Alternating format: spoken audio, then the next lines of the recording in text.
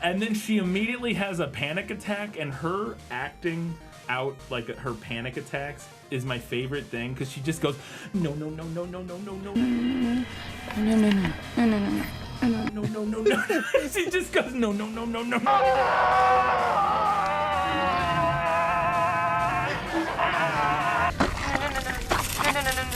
No, no, over and over again, and it's so fucking funny every time.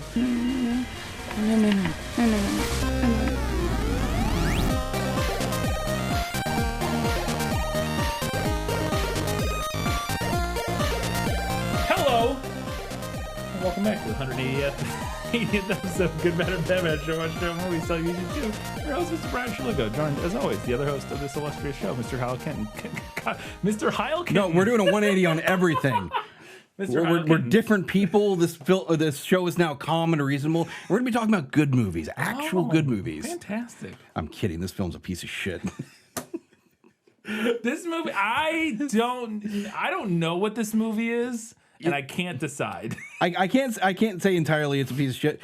When they had budget, and you can tell when it struggled for budget. Yes. Rogue sect of believers who follow the Mayan demon. That translates. It looked well. They were good with some execution stuff. Some stuff here and there, yeah. At least for the filmmaking side. But man, this is an incomprehensible. The script is a little incomprehensible, but it's also maybe interesting. I don't know, and that's maybe one of the reasons it's bad, is that I don't know if it is as incomprehensible. I don't know. We're just gonna talk about it because this movie is wild. The movie, it says 2021, but this movie looks like it was filmed in like the mid-2000s. The copyright was 2019. Okay, but even still, that seems I know. late. But there's some stuff in here that looks like it had some weird contrast issues that earlier digital cameras had. Yeah, well, and she's using a fucking flip phone. Yeah. But whatever. Yeah, so the movie is Dark Ritual. What are you doing? What are you doing, Jennifer? What are you doing to me? I'm sorry. Steve. Jennifer. I don't know how I found this movie. I had it bookmarked in my bad movie tab on my browser, which I have a lot of movies in. A lot of times that's from people recommending stuff on Patreon or whatever. I don't remember where I found this one. I really only picked it because I happened to, it's on Tubi, which is one of the plus notes, but I happened to click to like exactly the 1 hour mark, and it was the scene where the blonde woman gets eaten by the tentacle monster, and I was like... We're really getting into this. Oh, okay, all right.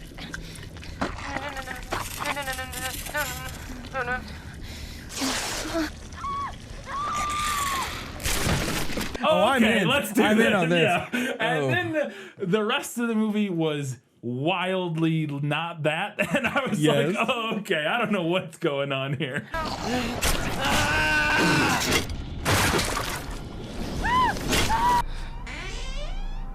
Oh, I'm sorry, I was just finishing up in here. Do you need something? Well, I'm actually trying to get out of here for the day. So the movie opens up on a woman in a mental hospital, in a mental ward.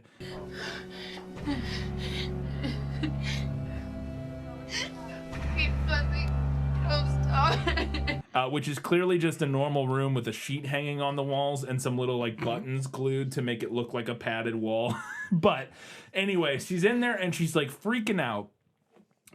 And her name is Jennifer, and the doctor, I think, is talking to her, and they're like kind of chit-chatting about what's going on with her, and then she starts touching the doctor's face, and it starts like melting. Yeah, she starts like poking literally into her face. Yeah.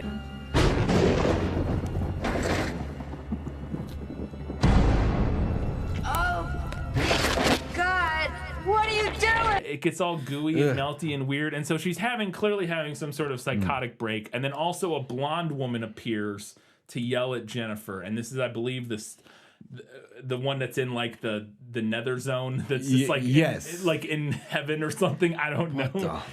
Who shows up to start like yelling at Jennifer and blaming her for stuff. What are you doing, Jennifer? are you doing to me? And then I think we find out here that it's revealed slowly over the course of this scene that Jennifer's mom killed herself. Is she worse than she was after what her mother did?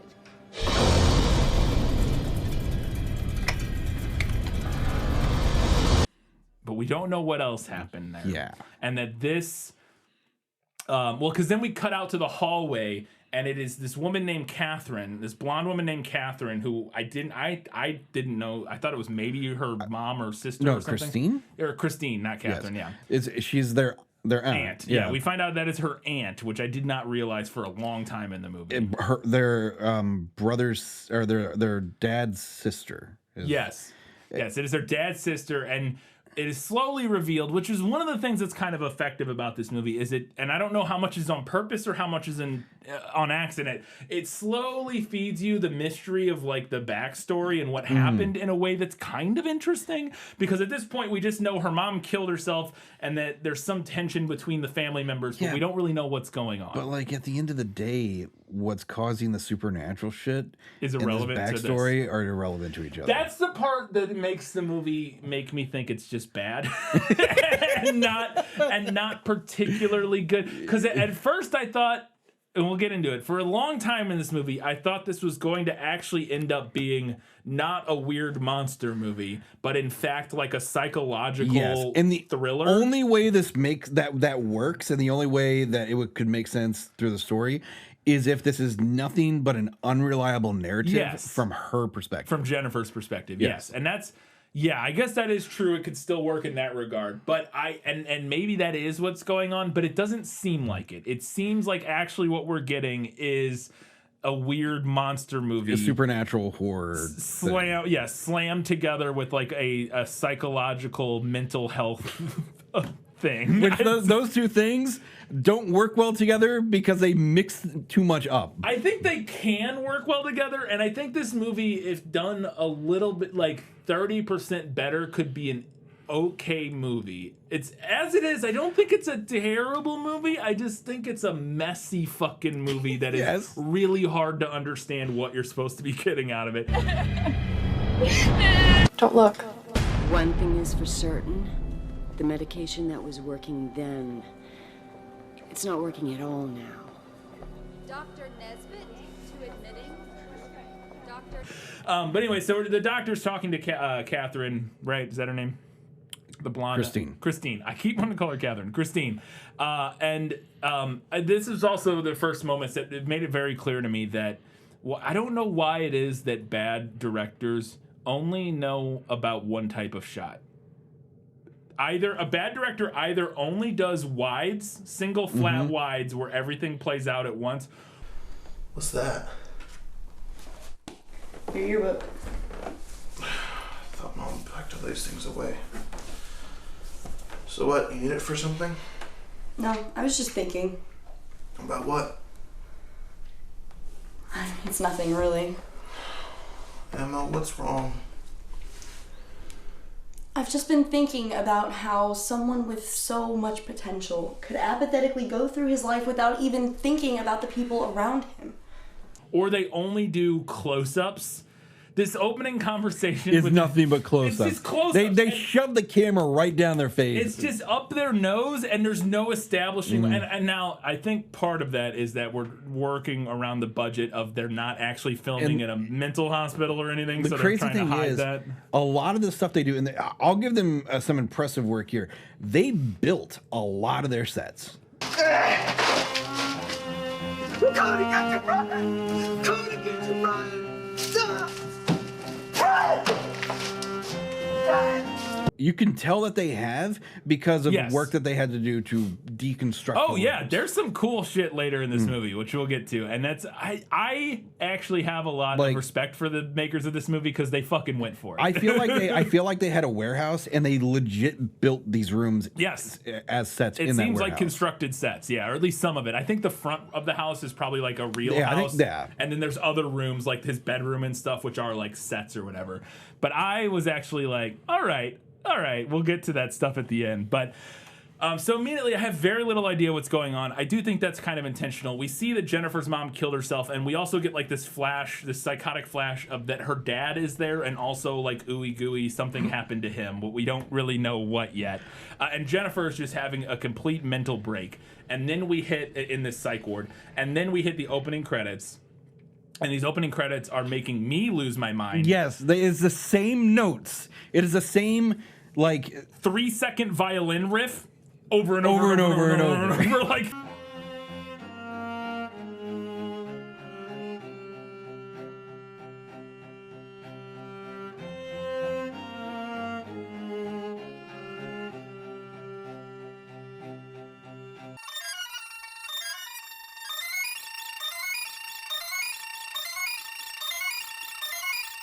it's 5 minutes, and I was like, are they doing it? Again, that might be intentional. They want to put you into that, yes, like, psychosis. Yes, that might be intentional because it's infuriating, and I had to mute the fucking credits. It's like some weird ass Andy Warhol experience. Yeah. Oh my god.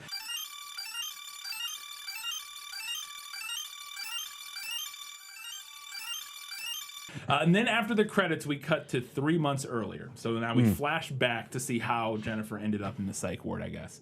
And she shows up at Brian's house. Yes. And we don't know who Brian is yet, but she shows up at Brian's house. And boy, this movie, tough to watch if you're a person named Brian, because she will yell, Brian, Brian, Brian, like 1,000 times in this fucking movie. Brian! Brian, I love you too. Brian? What are you sorry for, Brian? It very quickly established through like the landlord and just saying words like next to kin stuff that Brian is either dead or missing. Yes. When I went in, it looked like the place could have been abandoned for a couple of months now. Anyway, you were the only emergency contact on Brian's sheet.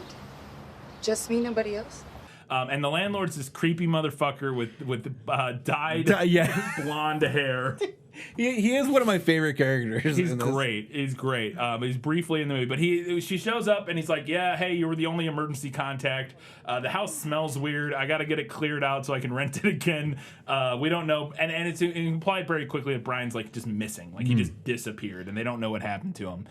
It's like not just him. It's like well, there was another person who lived there who's also missing. Yes, another roommate, and then the neighbor is also missing. I think. But is that revealed yet? I don't know. You'd think that they'd be like an active police investigation. She would be questioned or something like that. Especially if the neighbor is also missing. Like if it's these two guys, and then it's one thing if it's like one adult dude who just disappears or whatever. Because it's not like they couldn't get cops or something. Like they're at the end of the film. Yeah, just a simple scene of like she gets a phone call. She's asked to come down. Yeah. She gets a simple question of like, did Brian seem off or anything? Yeah, did he tell you about any plans or anything? That he was going anywhere? Yeah. So anything like that would have been really helpful. But no, we just get it all explained through the landlord, which is okay, fine. She goes into the house and she starts exploring, and the landlord's like, I'm just gonna sit on the couch and watch porn or whatever the fuck he's doing. It sounds like he's watching porn. I think, I don't know. It sounds weird. Come here and help me. Grab hold of that. God damn it, really? Guys! What the hell? But then she goes into his bedroom and she's like looking through, and his bedroom's a mess. The whole house is a mess, but his bedroom's a complete wreck. And she's like finds his computer, which is still on. I'll give Brian's character this. I legit respect the man for still running Windows XP. That's why I'm saying there's no way this movie was. Maybe it came out in 2019. This movie was filmed like 2010 or something like that. This movie was filmed like almost like 15, 20 years ago. Man. 100%. Between the flip phones, the TVs that are, and like the technology, it just, unless they were doing a period piece and just got old technology, I don't know. I think it was because a lot of these scenes don't feel like they were lit particularly well, but they had a good amount of separation and a good amount of clarity with the cameras. So I feel the technology. Yes, there's definitely some stuff that feels super flat and has that weird contrast issue and that old a lot of shots. had. There's shots in this movie. I had a note. There's specific shots in this movie where somehow everything in the frame is simultaneously in and out of focus, and I could not tell how that was even possible. What do you mean?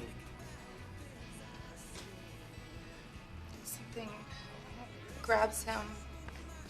I know this sounds crazy. The quality of cameras that they use throughout the movie changes drastically. It changes a little bit, yeah, and I think it also depends on what crew was there, how many, what lights they had access to on a given day, etc. Spoiler in the credits, they crowdfunded the hell out of this project. Interesting. So my guess is they lost all their money at one point and had to figure out how to finish it. Yeah.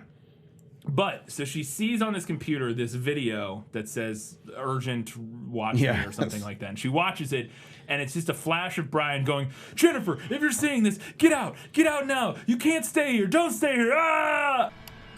Jen, if you find this, please leave now. If you can't leave, you'll get trapped. Here are the instructions. And then she immediately has a panic attack, and her acting out like her panic attacks is my favorite thing, because she just goes, no.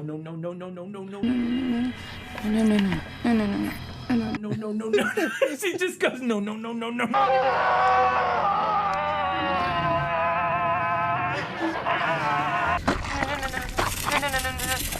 over and over again, and it's so fucking funny every time. And then she like runs out of the house, I think, or leaves, or doesn't run out of the house, but she like leaves. She's like, and like a bunch of chaotic shit happens. It's impossible to describe this movie because it's just so much of it. Because one of the things that this movie does too is I believe that what they're going for is like dimensions, like there's like colliding. A temporal dimensional, the colliding, multiverse, I wouldn't say, more so like this demonic dimension. Sort of combining with this house is like a nexus point where time and space like swirl around and don't work. Because they do say like for the creature that's after them, when it's in contact with you, that's when it's most vulnerable. That's when it's most in the material plane. Or like our realm or whatever. Yeah. That's the best time to do it, when it's in between planes. That's when it's the most vulnerable. But because there's like time constantly, we jump around and flash back, and she like travels through time seemingly. Brian, I'm right. Here. And so I think the idea, which is not terribly executed in this movie, is that like this house it's like a vortex of space-time, like where shit's all just fucked, and it just doesn't really work right. But it is kind of incomprehensible. But anyway, so she eventually leaves the house, and then she's like in the front yard, and she has like a flash of the blonde woman, who we will find out is herself. It's like her other version of herself. Why me? Why Brian? Because it's in your blood. It focuses on people like you. Don't you mean like us? You mean you haven't figured it out yet? Which doesn't really mean anything in the context of the movie, in my opinion. But it's like telling a poem about a deer and a lion. Yes. There once was a deer in the forest. Summer was very, very hot, and in the heat, the deer became very thirsty. He found a small spring and decided to take a drink. Whenever they were talking about this initially, because like I thought it was a deer who was like so enamored with its own reflection that it started attacking itself. He noticed his reflection in the water and greatly admired the size and the shape of his antlers. They were vast and ornate and oh so very pointed. I don't maybe like it was like the narcissist fable. Oh, is that what it is? I don't know. It was She's talking weird. about it like tracking a deer. It was hard to pay attention because there's so much random dialogue Also, in this movie. and the music was like poorly mixed, so it's like drowning her out. This is also very true. Yes. As the deer contemplated himself in the spring, a lion approached. Seeing the deer so distracted, the lion crouched to spring upon the deer. The deer sensed the lion immediately and took flight. But so she has this flash of this blonde woman telling her this weird fable, and then she like just randomly sees Brian in the window, and she's like, "Oh, he's alive!" And she runs up to the house, and then he's like all bloody on the window. And she starts trying to kick down the door? Yeah, weren't you just inside? Isn't it unlocked? I guess the landlord locked it again, whatever. And then she kicks the door open and goes inside, and he's not there.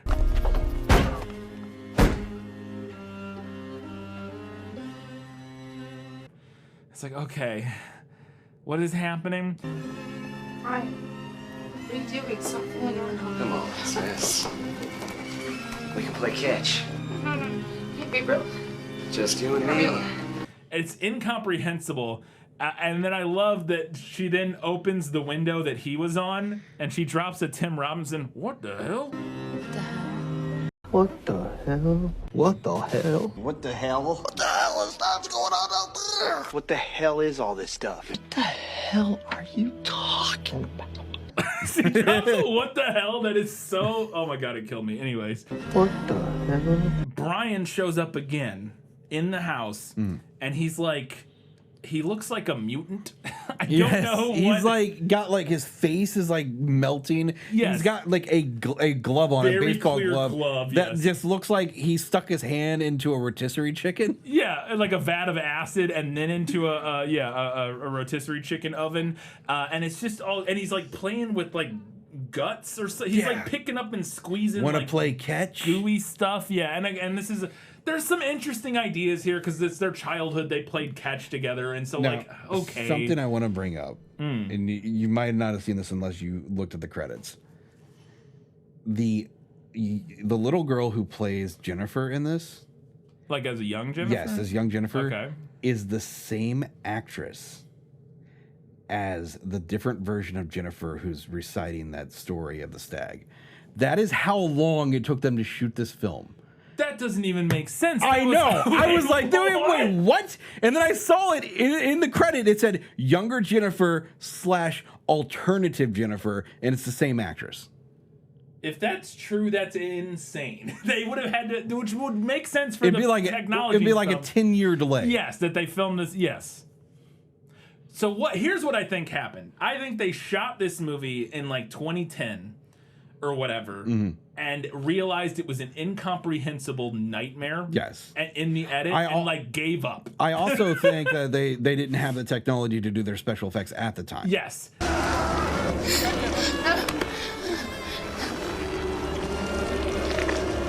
And so they waited like a decade. Yes. And then they're like, hey, we got this film that's not completed. Yes. But if you guys want to donate to our crowdfunding. Yeah. And then they're like, oh, I have a clever idea. And it's not a clever idea. Let's get the actress who played young Jennifer to be this alternate version of old Jennifer because it's the same actress and she's 10 years older now or whatever. Yes. She's not a little kid anymore. That's, it's interesting. It's also not good. Like the movie's not good, but it's better than the alternative. It never came out. Yes. Yeah, no, that's true. And like I said, I have a lot of respect for the audaciousness, the gusto with which these filmmakers tried to pull off. When I this saw movie. that in the credit, I was trying to put two and two together, and the only way it made sense, and I was thinking about it after you pointed out all the technology things, and the Windows XP. That makes a lot of sense. Yeah, this is a film that was made 10 years ago. Yes, well, it was filmed 10 years ago, and then it finished editing 3 years ago or whatever. Yeah, no, that makes a lot of sense. That makes a lot of sense. Fuck you! Just like old times. Fuck you! Now, Jennifer, you know what Daddy would do if you didn't listen to him. But Brian, so he's a mutant, but then he turns into himself and falls on the ground.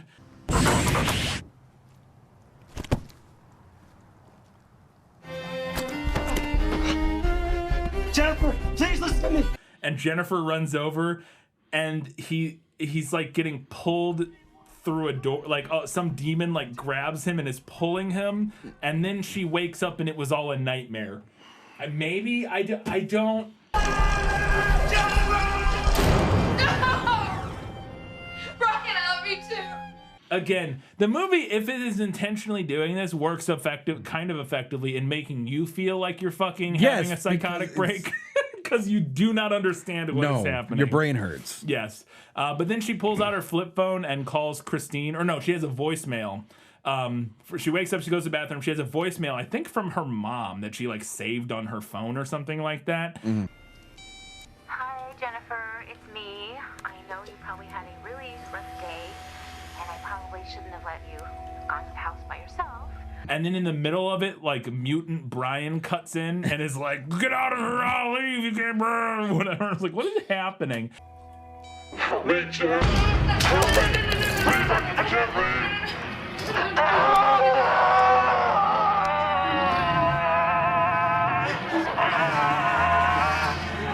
And this is where I was starting to think, at this point, we're like 20, 30 minutes in. I was like, okay, and this is what we were talking about before we started filming. If this is what this is, I think what this movie is just a woman developing like schizophrenia or like some sort of psychotic like mental condition. Yeah, and it adds to the unreliable narrative. Yes, and I was thinking that's what was going on here, was that we're actually like what appears to be like a monster movie is actually going to end up being like just like an exploration of a young woman developing a severe mental break or whatever. We are 20 minutes in roughly at this point, and she's the only person who's experiencing any of this. And nobody else has noticed anything else going on, and she's the only person who's experiencing it. It's like, okay, that's at least interesting. I don't know if it's any good for our show, but it's at least interesting. Yeah. And then, but that is not what happens, and we will get to that here very shortly. You know, maybe he got called out and he just didn't have a chance to pack anything. But he never would have left without calling me. He's never left without saying goodbye. Yeah, but he was really pissed.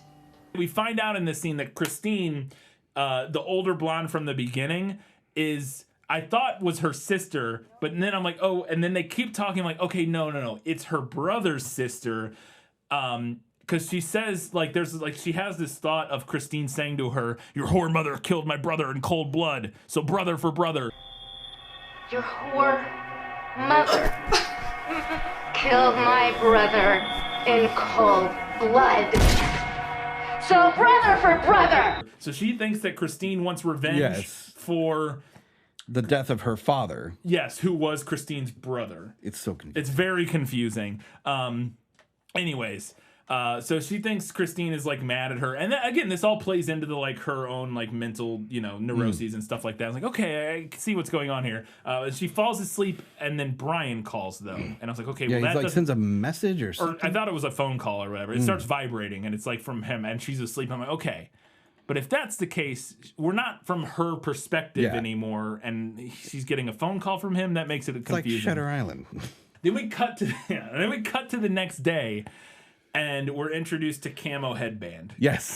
Kenny, yeah. Mm-hmm. At a restaurant, and this scene cracked me the fuck up, because the waitress walks up, and their interaction is insanely stilted and poorly acted. But he's like, hey, she's like, what can I get you? And he goes, got some pop? And before she can even answer, he cuts her off and goes, you know what? Tell you what, let me just have water. I'll be your waitress today. Can I start you off with anything to drink? Yes, please. Got some pop? Yeah. Tell you what, let me just have some water. And she's like, oh, okay, I guess. Do you not want to? Okay, fine. Also, just a point here. Like, I know this film was shot in Texas because they gave a lot of like special things to like the Galveston area. Mm. I'm like, what the motherfucker? What part of the Midwest are you in? Where are you calling it pop? Pop. Do they say pop in Texas? I'm pretty sure either down there they say soda or just refer to it as Coke. Because pop is more northern Midwest, isn't it? Mm. I think. I don't know. I mean, we're in St. Louis. We refer to it as soda. Like normal people. Yeah, but I will go to the death. I will fight you over. If you try to call it pop, I will fight you. If you to go just as far over to KC, they refer to it as pop. Yeah, insane. Don't like it. Get out of here. That's a weird part of the state. So we don't claim them. I love that Kenneth also has a 69 necklace. I think it's supposed to be like some sort of like yin yang thing, but it's I don't know if it's that. It's clearly a 69. Like it's clearly whatever. And this is the shot that I was talking about where when Jennifer shows up and we get like this wide shot of them in this restaurant where everything in this restaurant shot is simultaneously in focus and out of focus. And I was like, what is happening? It's so weird. It feels like they stuck it on some sort of auto like something. Yeah. And it was having issues with the outdoor exposure coming in. It was just very strange. And at this point, though, I was like, uh-oh, Kyle, this is really boring. Because this movie, unfortunately, is kind of boring in the middle, for sure. It picks up again at the end. He wondered how on earth they were supporting him. As the deer contemplated himself. Something happens at the restaurant. She starts freaking out. She runs into the bathroom. Yes. This particular scene threw me off of what the actual plot was. And I'll tell you why. She goes into this bathroom and she starts experiencing something we hadn't seen before, which is the wall opening up as a monster.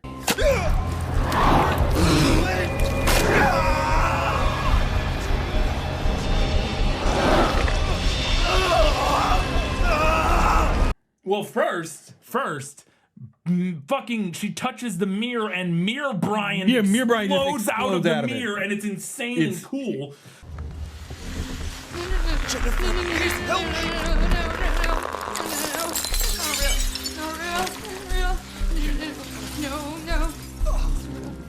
That was actually cool looking. I was like, that's pretty gnarly. Whenever that happened, I was like, this motherfucker's seen Lawnmower Man or something?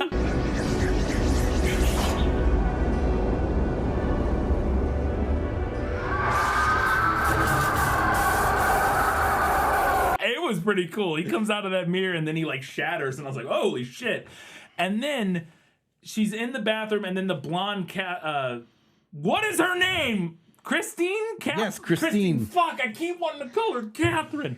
Christine shows up, and there's some discussion about how Brian asked for money and Christine didn't give him money, or I don't. That doesn't seem super relevant. But there's some level of guilt about him dying or something, and then the tentacle monster. Yes. Now here is where it kind of disassociates from the rest of the film. Why does this show up here? No, and yes, exactly, because this is where I was like, okay, my note here is this is absolutely about a person losing their mind. It has to be, because why would this happen here? Yes. It makes no sense. Because it's, I mean, spoiler, that's the whole thing. The house is what is haunted. The house area is haunted because, and we'll find out how in just a So minute. why is this diner on the side of the road? It has to be about a woman, and I think it's about both. I think which is the least interesting thing, maybe. I think, and maybe that's my problem with the movie, is that if it's about a woman losing her mind and this is all in her head and it's like her dealing with the psychosis and it's manifesting as like a monster that's not actually there, that's interesting. You could do something with that. Or if it's actually a monster and this woman just thinks she's insane, but actually, and like thinks she's losing her mind, but there actually is a monster. That's interesting in its own way. But the movie does the thing in the middle where I think she is losing her mind, but is also there's a monster. And if this scene wasn't here, it would make way more sense. But this throws a major wrench into the whole supernatural aspect of it. Absolutely, because then she like punches the wall or something. Her hands. She starts bleeding like crazy. Brian! But then she runs out of the bathroom and she doesn't have she's any. not bleeding anymore. It's like, what is happening? Hey, what was that back there? You wouldn't even believe me if I told you. Why don't you try explaining? Because you think that I'm just some fucking crazy bitch that's freaking out over nothing when there's something actually fucking wrong.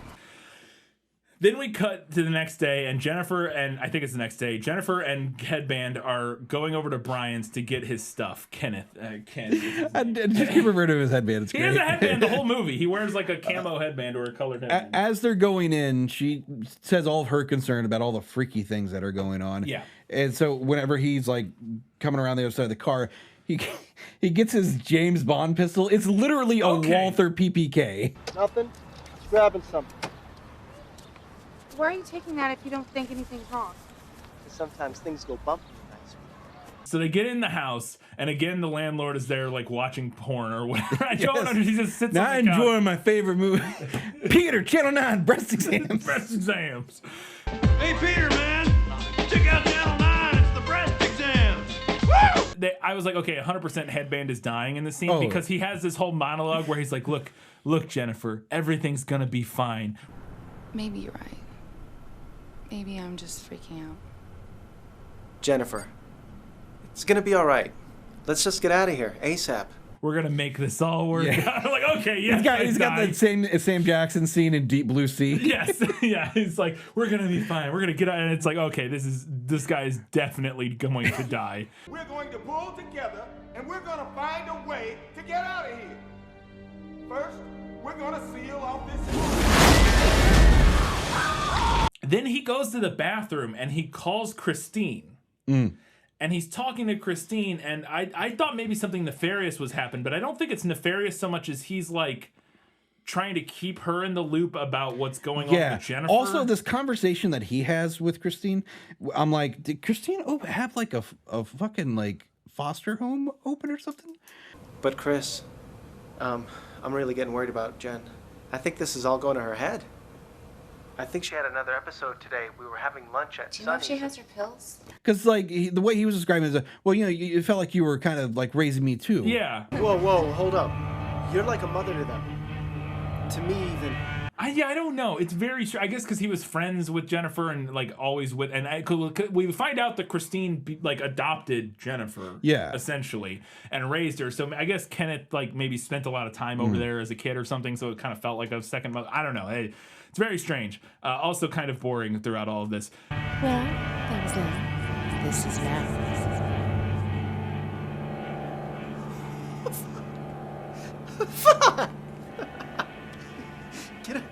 Get a hold of yourself. But then, after he gets off the phone, he then hallucinates Christine, and this is where the movie completely switches to, oh, okay, it's not just Jennifer seeing all this. This shit's actually happening. Yeah, because now Kenny's actually experiencing some of this stuff. Yes, because then he's in the bathroom and he sees Christine, and then he like laughs about that. He's like, what? Oh my God. And then there's a bleeding naked girl in the mirror. Yep. What the fuck? This is the bleeding naked girl with a hole in her chest and her boobs out, covered in blood.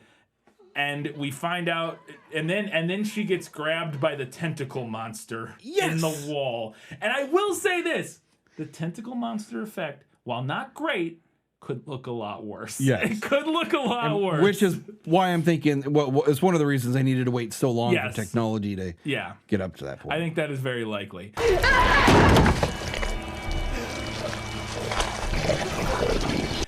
But she gets impaled by the tentacle monster and pulled back in, and then he's like, so he is now like freaking out. He also like slips and bangs his head on the toilet.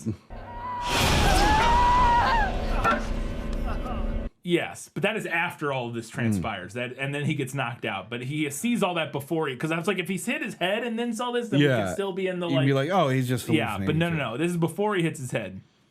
Then we cut to Jennifer in Brian's bedroom watching his computer again, and it flashes then back, or she's watching a video on Brian's computer. It flashes back to Brian talking to the landlord in like current time. So this is where the time folding on itself thing, gets nuts. where we flash back to Brian on his computer doing research about Mayan artifacts, but then he's hearing sound in the other room. And it's the sound of the landlord in the current timeline watching TV. Yes. And he's yelling at him, and they're yelling back and forth at each other from different time. I'm glad you're making sense of this. Hey guys, can you turn the TV down, please?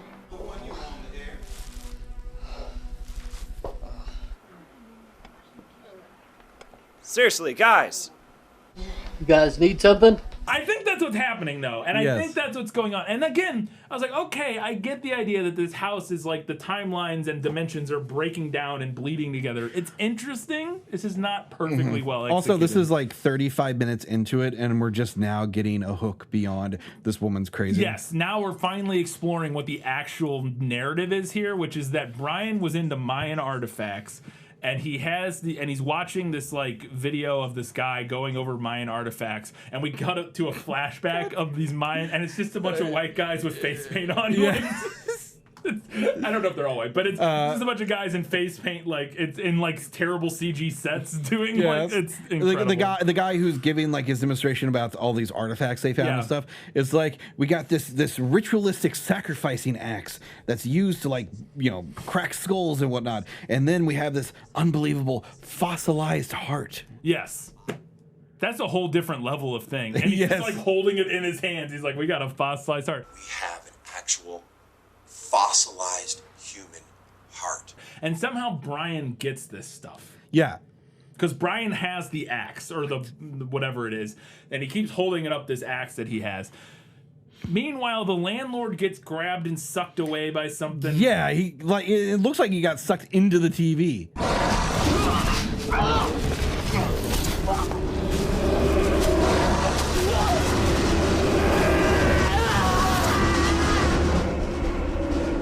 Oh, did he get it? It looked like it. Yeah, maybe. I don't know. And then Jennifer walks into the living room, and she sees a video on TV of Brian with his roommate, and he turns and apologizes to Jennifer through the TV, and then she rewinds it and plays it back, and he doesn't apologize, which is another kind of clever, fun moment.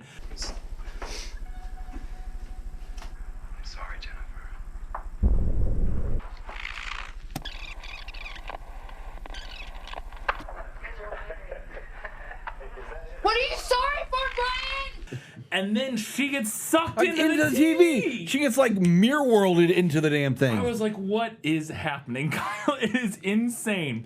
God damn it, what are you sorry for?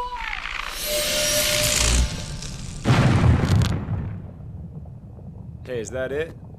Or is there more of the truck? And then we're introduced, and now we're back in time again, and she's walking around, and like they can't hear her or anything, but she's like interacting with all of this, and she sees they're moving in, the roommate and Brian are moving in, and the new hot neighbor comes over and is like offers to fuck Brian. She's like, if you want to ever have sex, just hit me up. Sounds good. Just remember, the offer still stands.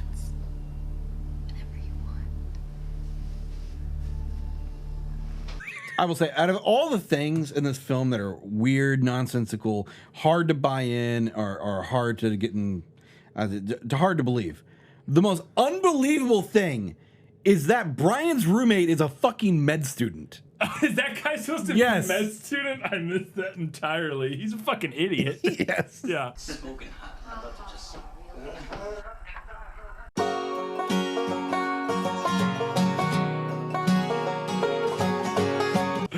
Oh my god. But then, so the neighbor offers to fuck Brian. Then we cut and she teleports into Brian's room, and it's like a different time now. And then in his room, Brian is sitting on his bed with his current girlfriend, Kim, and he's flirting with her. And then Kim turns into Christine, his aunt. Yes. And then they're both there, and I was like, what is this? Way too much information. You're such a nerd. Oh, yeah.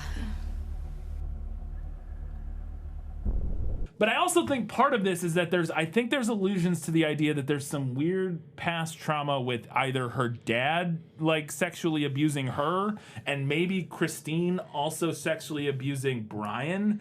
I think is maybe some implication of what we're going on here. You know what Daddy would do if you didn't listen to him. I was young. Brian! I still am, you know? I can't believe how you've grown up. I don't know. I don't know, Kyle. There's lines here and there about like what the dad. I don't know. I don't know, man. I don't fucking know. But since he's dead, I'm gonna cut you some slack.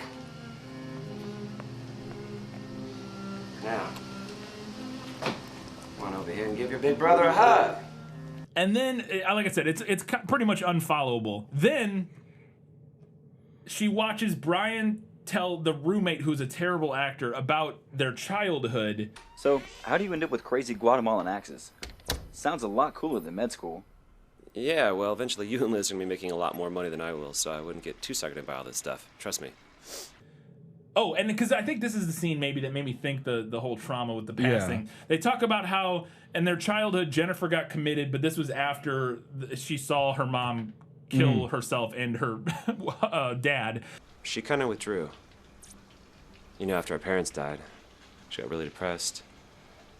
She was committed for a while. Really?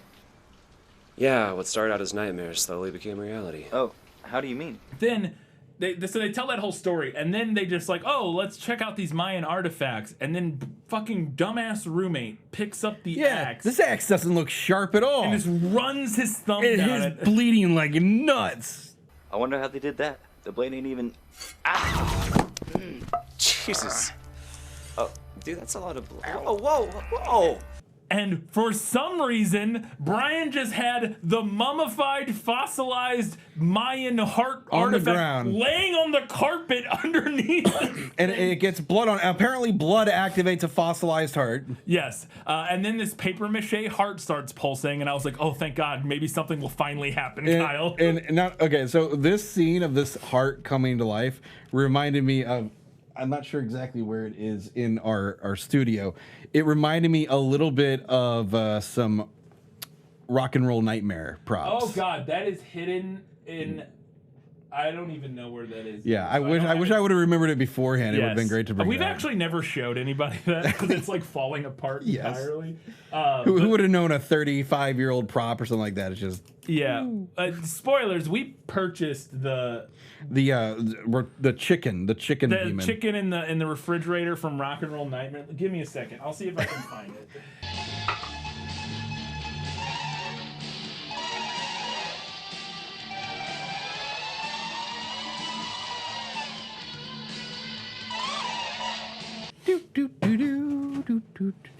This is music that you do whenever you need to pass time.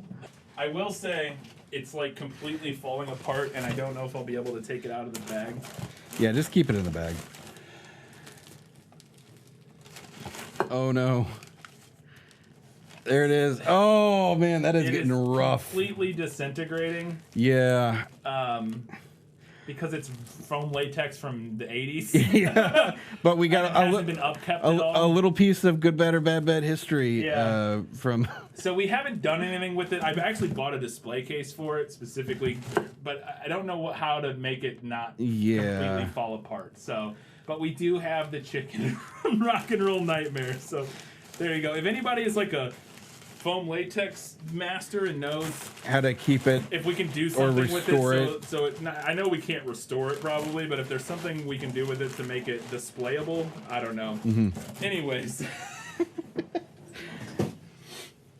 But yeah, the prop reminded me a little bit of that and how they did the props and stuff. And once again, weirdly enough, it's something as simple as that, although very disjointing, gives it a little bit of charm. Yeah. Yes. No. I like I said, it does have charm. There's something to this movie, but it's also a lot of boring nothing at times. So.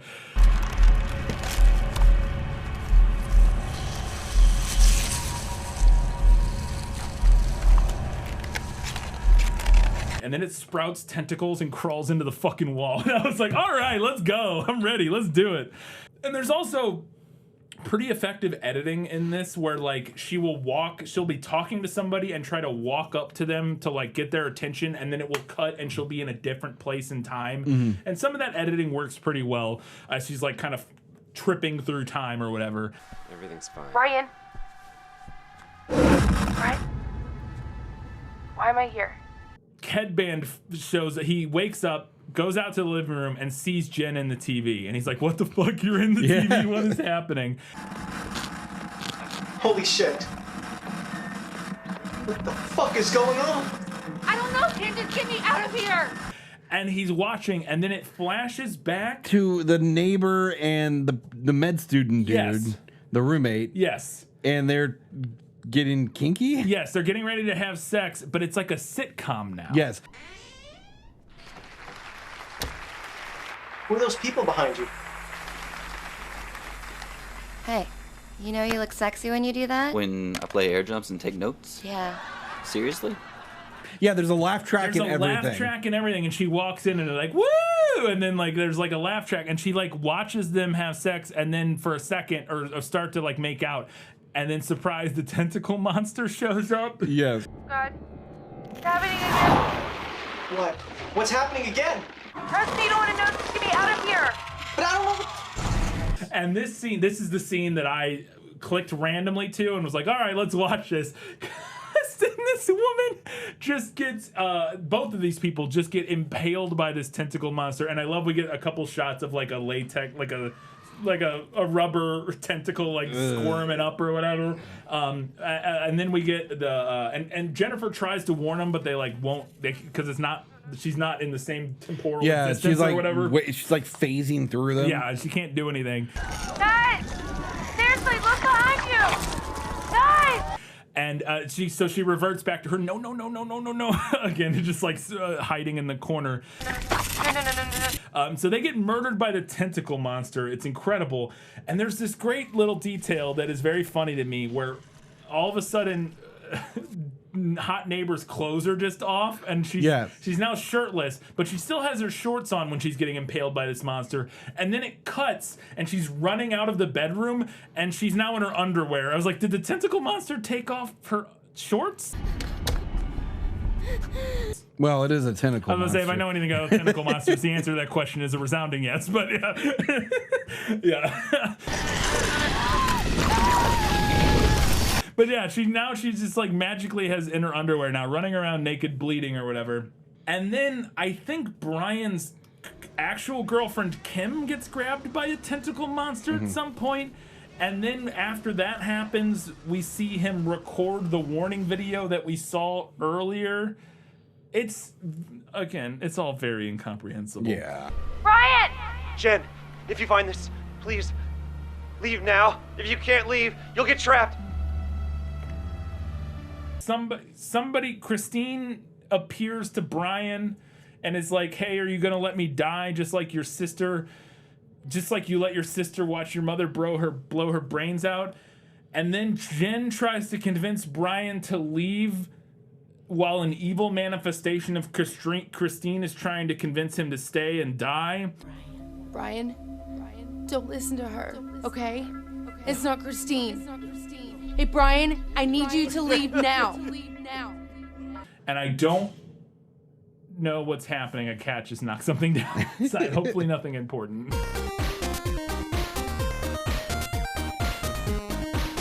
We get more ceremony shots because Brian is just like losing it at this point. He's falling down the route. We're flashback in time and see Brian kind of completely losing it as I think his girlfriend has been killed by the tentacle monster. Yeah, like she just gets dragged into the wall. Yeah, and then he starts putting up aluminum foil on the windows and stuff because there's something in one of the videos about the Mayans having some sort of metal bits that they thought were important for the ceremony, so he thinks aluminum. We need to stop light from coming in and blowing out the scene. Let's just let's create our own let's shape this light a little bit and then come up with an in-universe reason to have that happen. But then we get flashbacks to more of the Mayan ceremony, and again the green screen sets are just comically bad. That what we've stumbled on is some sort of rogue sect of believers who follow the Mayan demon. That translates roughly, of course, to flesh. Now, these pictures. But he thinks that he can kill the demon heart tentacle monster with the ceremonial axe. Basically. Yes. I don't know why he thinks this. I guess because it's the axe used for the ceremony in the past. Yeah, he somehow but like thinks the heart, it has to be a heart from somebody who's like in the same plane as you, but is also in connection with the monster. Notice that the victims here are having their hearts drawn, pulled out of their body. Now, we're not sure. It could be a metaphor. It could be some sort of actual parasite. And then we get a shot of him. He's in his bedroom, and the tentacle monster's coming out of the wall, and he just stands there holding the axe. Yeah. And Jennifer walks in and sees this, and then it just murders him. Yeah. And we find out later that his plan was that she needed to take the axe and kill him while the tentacle monster was killing him in order to kill... Yeah, but could she interact with him? Because it wasn't the same time. Yeah. Because this is a flashback. And also, he didn't tell her. How would she know that? Even if she had actually been there or could do anything, how would she know that she didn't... Yeah.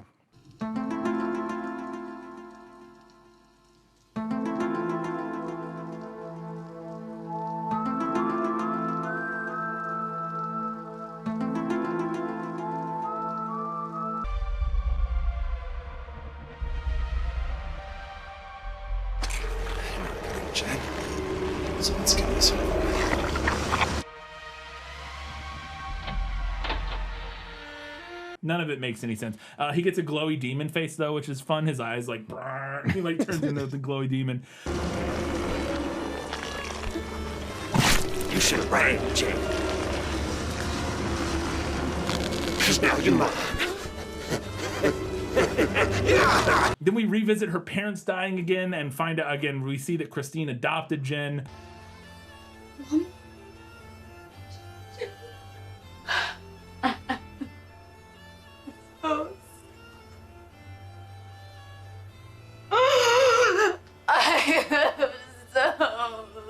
And then Jen just escapes the TV, like she just gets out of the TV. And Yeah. oh, okay, fine. She explains the plan to Kenny. Yeah, she's like, all right, so the plan is we got to use the axe to kill the thing, and then he's like, fuck that, let's get out of here. And they try to leave, and it just like teleports, like loops them back into into the house every time they try to leave. He's like, it tries the window and it doesn't work, which I thought that was kind of fun. And then I love, she yells at him. She's like, he's like, what does it want? She goes, it wants us. Don't you understand that? And I'm like, no. What does it want from us? It wants us. Don't you understand that? No, I don't think he does. no. I don't understand that, and I'm watching the movie. If I was in this experience, I don't think I'd understand fucking anything that's going on. The walls start talking to them, and Kenny's like, they're in the walls. Yes. They're in the goddamn walls. Yes. I'm in here, Ken. Get me out of here. Kenneth, that isn't Brian. Trust me, you don't have to do this. Why don't you want to save your brother? Huh? He's in that wall. And he hears Brian in the walls, and he starts punching hitting a hole in the wall with a baseball bat, and blood just starts pouring everywhere. Fuck. Ah! Ah! Oh! Oh! Ah! Oh! And then this is what you're talking about. This is fucking great. He rips all the drywall off, yes, and there's just a gooey patch of pulsating flesh in the wall with Brian's face. Ah! Kenneth. Holy shit. What? I told you I was in here. Me and my friends. It looks like a Doctor Who monster, man. It's yes. incredible. I'm just hanging out here with my friends. It's so good. I love it so much.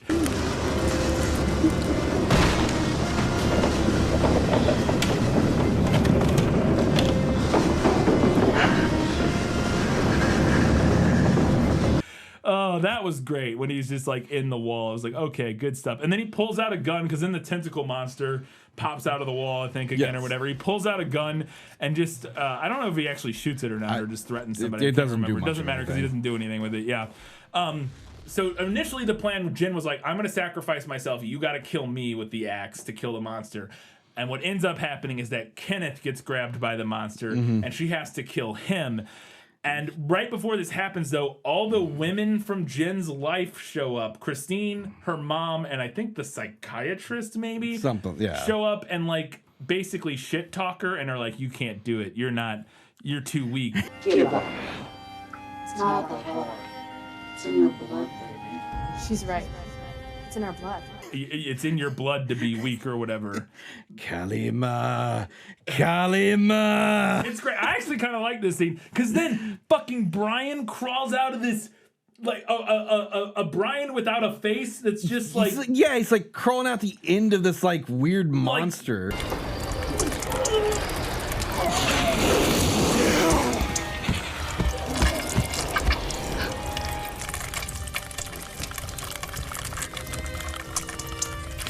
Cocoon thing, and it's like he like oozes out. And that's fucking gnarly, dude. And meanwhile, Kenneth is like suspended by the. This scene is like it's pretty legit. As far as low budget terribleness goes, it's about as cool as you could get. It's pretty awesome. But he comes crawling out of this monster, and she basically finally gets the resolve. She picks up the axe and starts swinging it at Kenneth, and then we flash to the other version of herself again. Kill me! Forest. Summer was very, very hot. In the heat, the deer became very thirsty. He found a small spring and decided to take a drink. And who like says something to her, and then we cut back. She chops Kenneth in the chest and rips his. She Kalimas his heart out. He remembered how on earth they were supporting him. As the deer contemplated himself in the spring, Lion approached. Seeing the deer so distracted, yes, it's incredible. And then Brian fucking incinerates. He just bursts into flames. Like nearly Thanos snaps while he's like getting disintegrated. Yes. And then Jen just loses it and drops down and just like starts sobbing and crying as the cops show up, and she also starts arguing again. This is where we flash back to the blonde girl, and it's revealed that it's the other version of herself. I'm the version of you that didn't blink. Goodbye, Jennifer. whatever that means. The quote was, "We both stared into the abyss. I'm the virgin that didn't look back." Yes, yeah. And you know, I was like, you know what? Props to this movie for its ambition. I will give it that, because they fucking went all out on this motherfucker. It doesn't make sense. What if this makes sense to any sane person? The cops show up, Catherine shows up, and then I have Catherine in my notes here. I don't know why. Christine shows up, and then Brian, a spirit version of Brian, shows up and like offers his hand, and she takes it, and then the door swings shut. And I thought that was how the movie was going to end, and it should have been.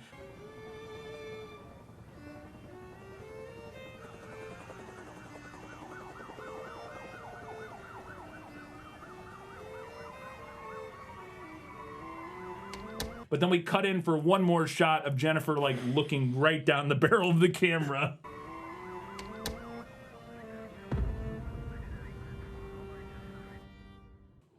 And then the credits roll. Yeah, because at this point she is full cuckoo for Cocoa Puffs. Yes, yeah. And I was like, you know what? My notes literally at the end are, okay, so like that was a thing. I don't know, like I don't even know what to make of it. I will say it's bad. Unfortunately, but it has some wild. There's some of the scenes at the end with the monsters and shit are a ton of wacky fun. The setup takes way too long, and it's just way too boring for long stretches of it. But it also has, it's clear that there are ideas here that are interesting, that they're trying. Like, again, I applaud the ambition of this film more so than the execution. But the execution is not completely terrible. It's just, it's too boring. It's too boring. The end. That's going to do it for this episode of Good Bad or Bad. As always, you can do us the giant favor by heading over to patreon.com/GBorBB. Support us there for a few bucks a month. Get access to bonus content and stuff like that. You can check all that out in the description below. I have a podcast called This Film Is Lit. We're talking about movies that are based on books. When this episode is out, our most recent episode will have been Insurgent, the second in the Divergent series. Those are great films. Those are fantastic. Great.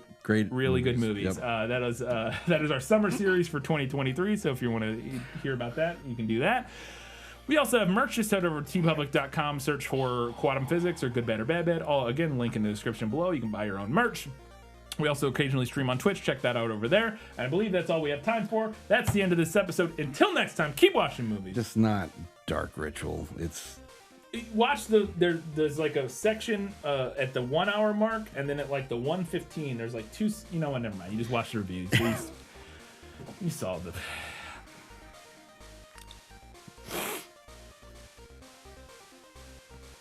much time we got? You want to sit in silence for 15 minutes?